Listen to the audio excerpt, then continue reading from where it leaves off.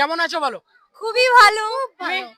আজকে সরস্বতী পুজোতে প্ল্যানিং কি ছিল, যেহেতু হাফ টাইম হয়ে গেছে বলো? আমার তো কোনো প্ল্যান ছিল না, আমি ডিউটি এসেছি, তারপরে একটু ডেবরা কলেজে ঘুরতে এসেছি। আচ্ছা আচ্ছা, তোমার? আমারও একদমই সেম। তো আর- ডিউটি থেকেই আমরা এসেছি, জাস্ট একটু ঘুরবো, তারপরে আবার অফিস যাব। আচ্ছা আচ্ছা, আজ সরস্বতী পুজোতে সিঙ্গেল বেরিয়েছো না মিঙ্গেল? খুঁজছি। তোমার কি মনে হচ্ছে, সিঙ্গেল না মিঙ্গেল? এত সুন্দর দেখতে তোমাদের দুজনকে, তোমরা কি সিঙ্গেল থাকবে, সেটা কি ভাবা যায়?